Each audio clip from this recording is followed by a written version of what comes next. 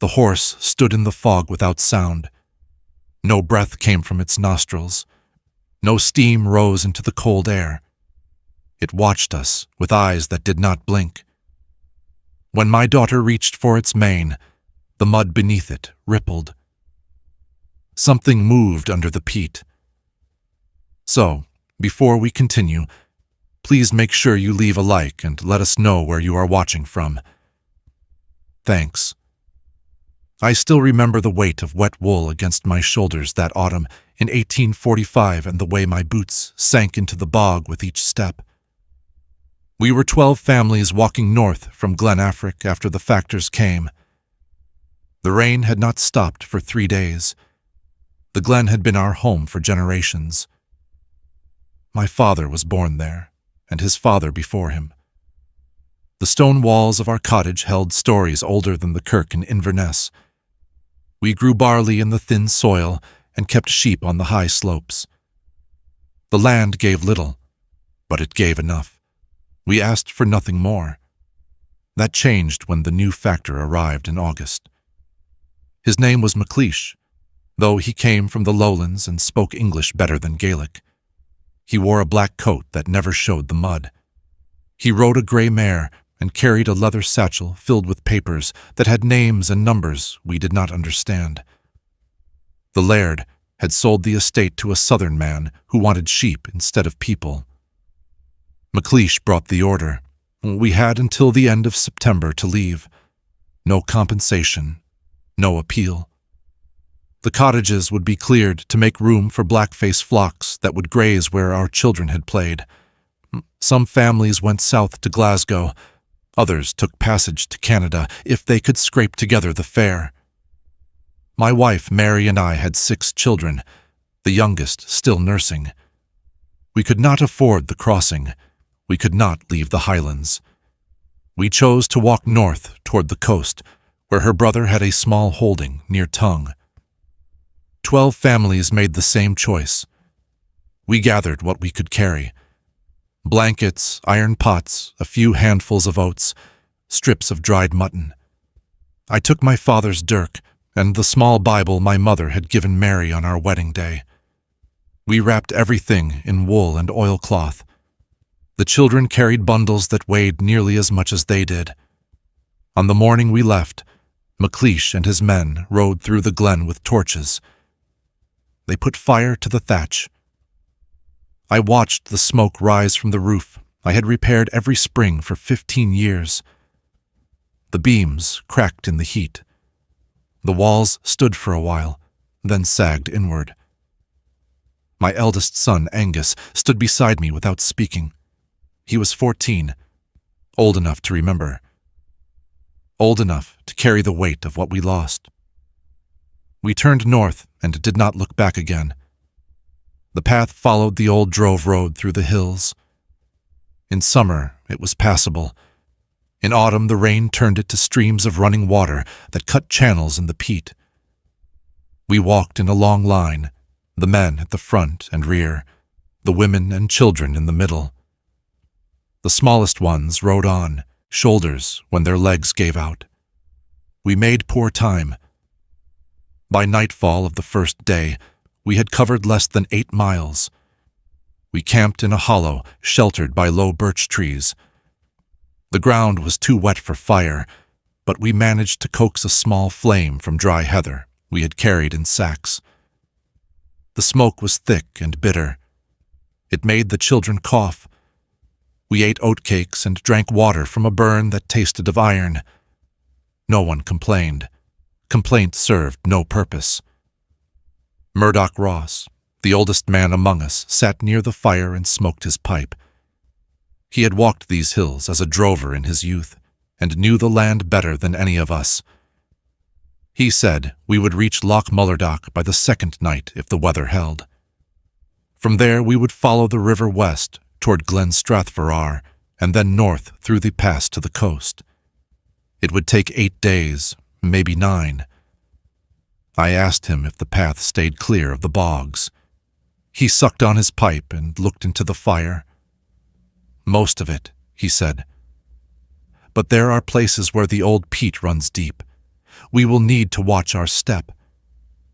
The rain began again before dawn.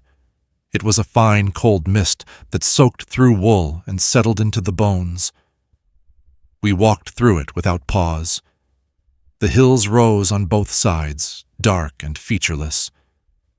Heather covered the slopes in thick mats.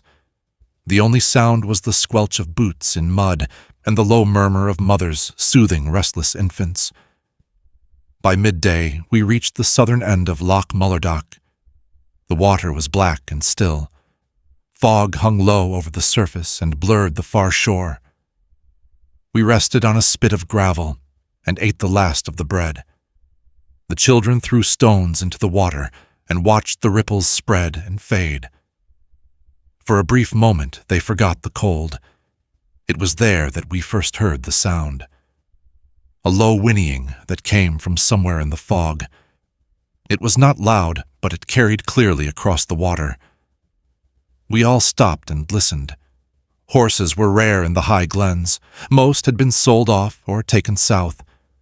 The sound came again, closer this time, and then fell silent. Murdoch stood and scanned the shoreline. He saw nothing. The fog was too thick. He told us to stay close together and keep moving. We followed the western edge of the loch, picking our way over loose stones and patches of deep heather. The path narrowed. On our left, the water lapped against the rocks. On our right, the slope rose steep and sodden. The whinnying came a third time. This time, it sounded directly ahead. We stopped. The fog shifted and thinned for a moment, and I saw the outline of a horse standing on the path. It was a large animal, dark in color, with a long mane that hung wet and heavy. It stood perfectly still. No rider sat on its back. No rope hung from its neck. Murdoch called out in Gaelic. He asked if the animal was lost. It did not move. He stepped forward slowly, speaking in a low voice the way men do when calming a nervous beast. He reached out his hand. The horse lowered its head and seemed to accept the approach. Then it stepped sideways off the path and into the heather. It moved without sound. No crack of hoof on stone, no rustle of vegetation. It simply shifted position and stood again, watching us with eyes that caught no reflection from the dim light. Murdoch stopped. He looked back at me and shook his head. Something was wrong. We all felt it. The air had grown colder. The loch behind us gave off no sound. Even the children had gone quiet. The horse turned and walked into the fog. It did not hurry. It moved at a steady pace, parallel to the path, just visible through the shifting gray.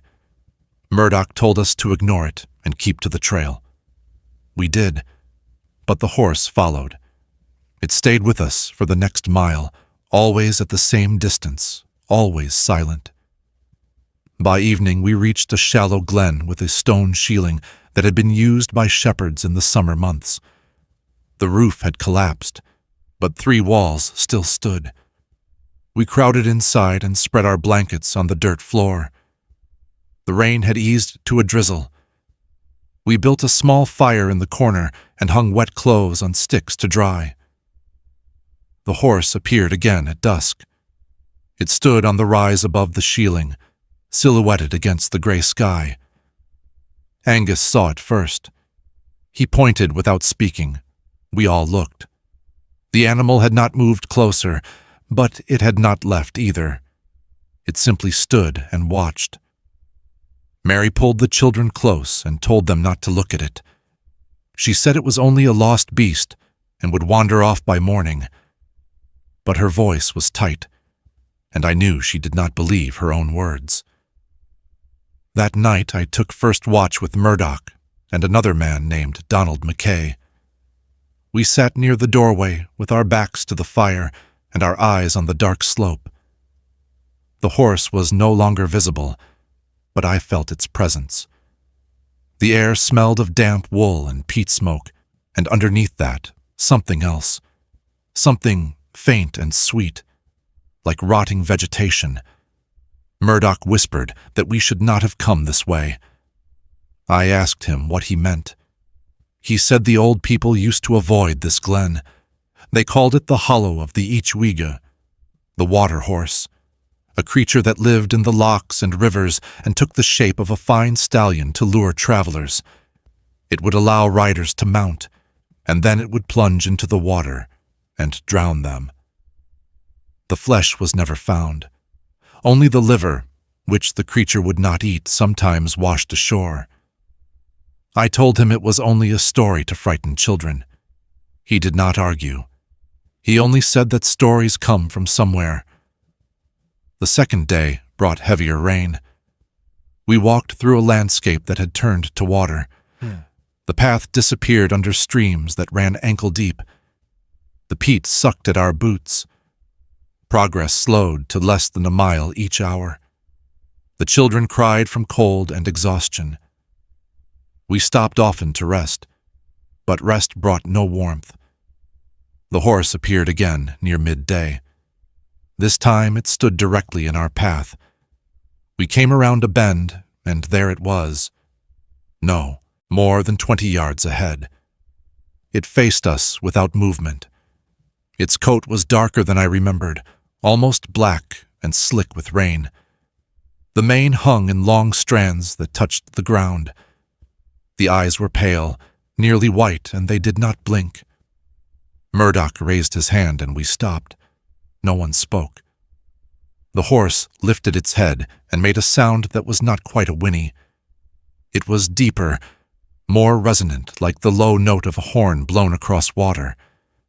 Then it turned and walked off the path into a stretch of open bog. It did not sink. Its hooves touched the surface of the water without breaking through. It moved as if walking on stone. One of the women, a widow named Morag, began to pray aloud in Gaelic. She gripped her shawl and would not move forward. Her 2 sons stood beside her, pale and silent. Murdoch told her gently that we had no choice but to continue. We could not turn back. The glen behind us was empty. We had to reach the coast. We stepped past the place where the horse had stood. The ground there was soft but passable. We kept moving, heads down, eyes on the path. The rain drummed against our shoulders. By late afternoon, we reached the edge of a large peat bog that stretched for half a mile in every direction. The path skirted the eastern edge, but even there the ground trembled underfoot. Murdoch led us carefully, testing each step with a long staff he had cut from a birch branch. The children walked in single file, holding the back of the person in front. We moved slowly. One wrong step and a child could sink to the waist in cold black muck. Halfway across, my daughter Katrina, who was 8, stopped and pointed to the left. The horse was there, standing in the center of the bog.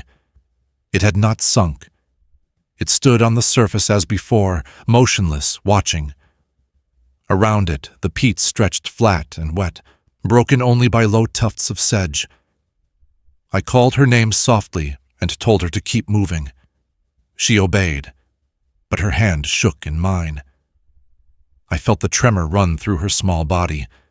She was afraid, and I had no words to ease that fear. We reached solid ground as the light began to fail. The path rose onto a low ridge covered in heather and rock. We made camp there, exhausted and wet to the bone. There was no shelter. We huddled together under shared blankets and tried to sleep. The fire would not light. The wood was too damp. We ate raw oats and drank water from our flasks. In the night, I heard hoofbeats. They were faint and irregular, like the sound of a single animal walking a slow circle around our camp. I sat up and listened. The sound moved from the north to the east, then to the south. It did not come closer, but it did not fade either. Angus woke and whispered that he heard it too. I told him to stay quiet and keep the children calm. He nodded and lay back down, but his eyes stayed open. The sound continued until just before dawn, then stopped. When the gray light came, I stood and looked around the camp. There were no tracks. No sign that anything had passed near us in the night. But the heather on the western side of the ridge had been trampled flat in a wide circle, as if something large had stood there and turned repeatedly in place. The third day we entered the high pass. The hills rose steep on both sides, their tops hidden in cloud. The path climbed steadily, forcing us to stop every few hundred yards to catch our breath. The children struggled. The smallest ones had to be carried. Mary took turns with the other women, passing the infants from arm to arm. The horse appeared on a slope above us. It stood on a ledge of bare rock, stark against the gray sky. It did not move. It simply watched. I felt its eyes on me, cold and patient. We climbed for hours. The rain turned to sleet. Ice formed on our clothes and in our hair. Our fingers grew numb. The path became slick. Donald McKay slipped and fell hard on his shoulder. He did not cry out, but I saw the pain in his face. We helped him to his feet and kept moving. Near the top of the pass, we found the body. It was a young man, perhaps 20 years old, lying face down in a shallow pool of water. His clothes were torn, and his boots were gone. We turned him over carefully. His face was pale and waxy. His eyes were open and filmed with ice. There were no wounds, no marks of violence. He looked as if he had simply lain down and died. Murdoch searched the body and found a small leather pouch with a few coins and a folded letter. The letter was written in Gaelic. It was from a mother in Fort William, telling her son to be careful on the road north and to write when he arrived safely in Tongue. We buried him as best we could. The ground was too hard to dig, so we piled stones over him and said a prayer. Morag wept quietly. She said it could have been any of our sons. As we stood there, the horse appeared again. This time it was close. It stood at the edge of the cairn, less than 10 feet away. Its head was lowered. Steam rose from its nostrils in thick clouds. I could see the individual hairs of its mane, each one slick and black. I could see the veins under its skin, dark and prominent. It lifted its head and looked directly at me. The eyes were not the eyes of an animal. They held awareness, intelligence, intent. Katrina screamed. The sound broke the silence like a stone through glass. The horse wheeled and bolted up the slope, moving faster than any living horse could move. It vanished into the cloud in seconds. We stood frozen, breathing hard, staring at the place where it had been. Murdoch's face was white. He said we needed to reach lower ground before nightfall. He said the creature was growing bolder. It had come within arm's reach. The next time it might not leave. We descended the far side of the pass in near silence. The path was steep and treacherous. Twice we had to lower the children by rope over short cliffs. By the time we reached the valley floor, the light was failing. We found a hollow beneath an overhanging rock and made camp there. We lit a fire at last. The flames felt like salvation. That night, the horse came to the edge of the firelight. We saw its shape in the darkness beyond the glow, standing just outside the reach of the flames. It did not approach. It simply stood and waited. We took turns watching it. No one slept. The children huddled close to their mothers and stared into the fire with hollow eyes. In the morning, the horse was gone. But the ground where it had stood was torn up, as if something had pawed at the earth repeatedly. Deep gouges cut into the peat. We examined them closely. They were not hoof marks. They were something else. Long grooves with ragged edges, as if made by claws or fingers. We left that place quickly. The path descended into a narrow glen, thick with birch and rowan. The trees grew close and blocked the sky. The air was still and cold. We walked in silence, listening for the sound of hooves. It did not come. Instead, we heard voices. Faint and distant, they drifted through the trees. At first, I thought another group of travelers was ahead of us. Then, I recognized the voice. It was my father's voice, calling my name. He had been dead for 3 years. I stopped. Mary gripped my arm and told me not to listen. She said it was a trick. I knew she was right, but the voice was so clear. It called again, closer this time, from somewhere off the path to the left. Others heard voices too. Murdoch heard his wife, who had died in childbirth.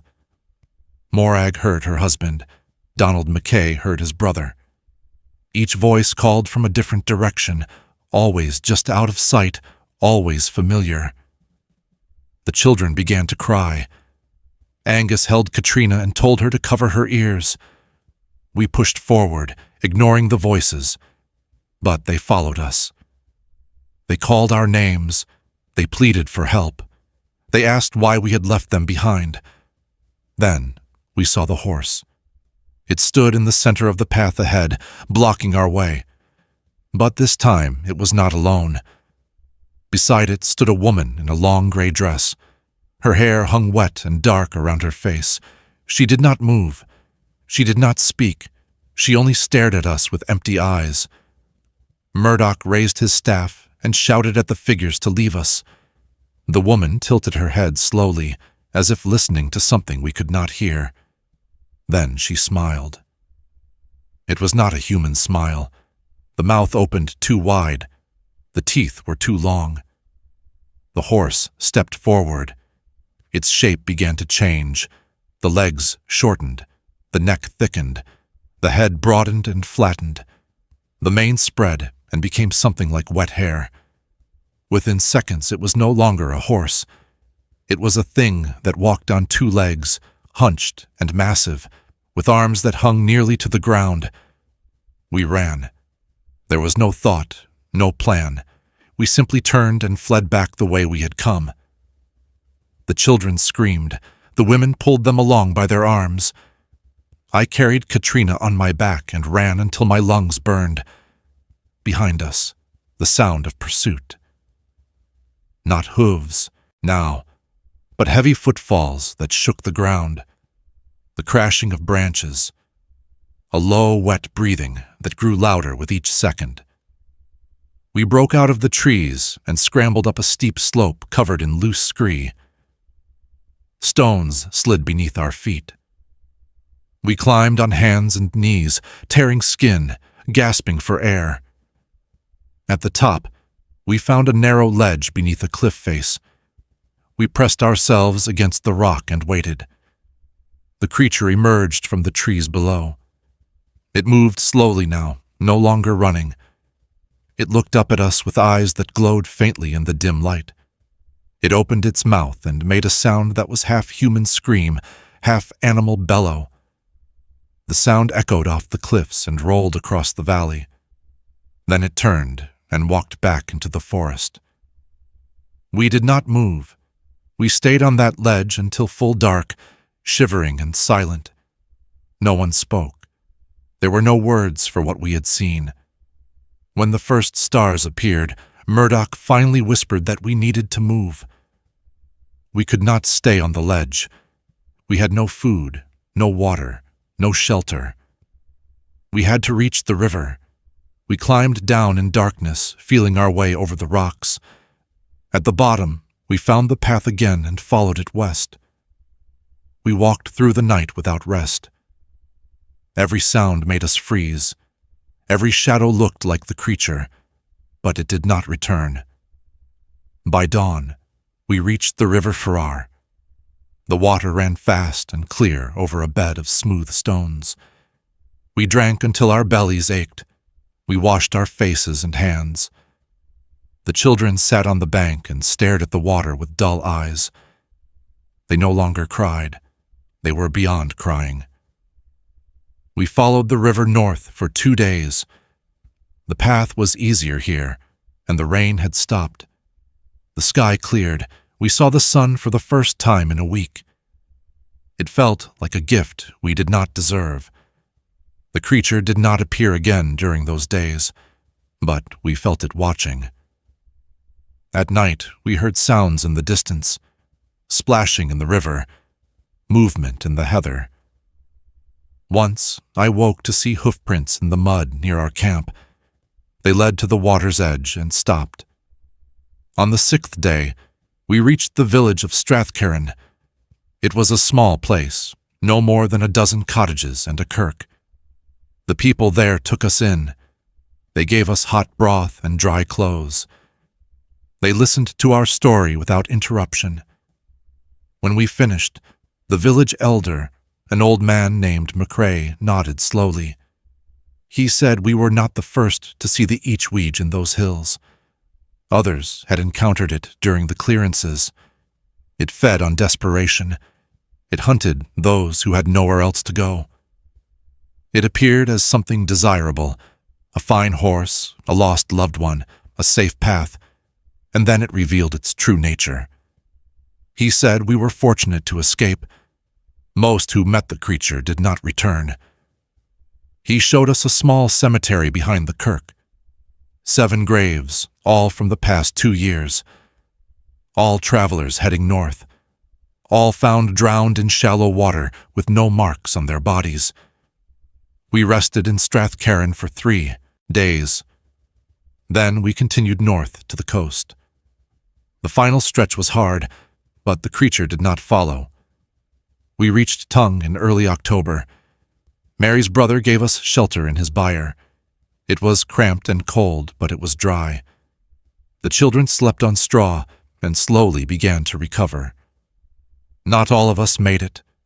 Morag's younger son developed a fever on the last day of walking. He died 2 weeks after we arrived.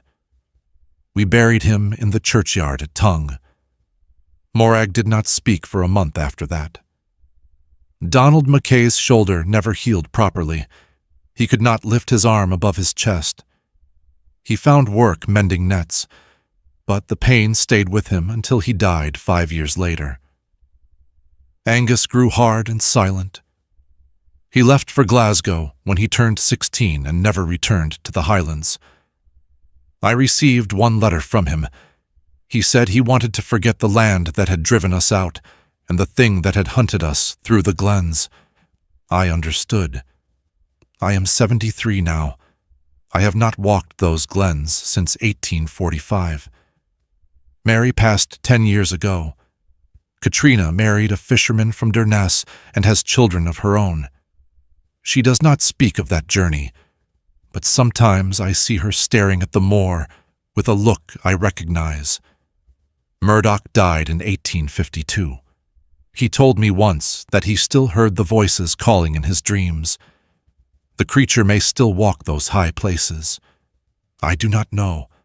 I only know that we survived because we did not answer when it called, and I know it let us leave. If this account from 1845 kept you on edge, please leave a like and help others discover these forgotten encounters. Subscribe to Dust and Bones for more historical horror stories from the Highlands, the frontier, the sea, and the wild places where legends are born. Drop a comment and let us know where you are watching from.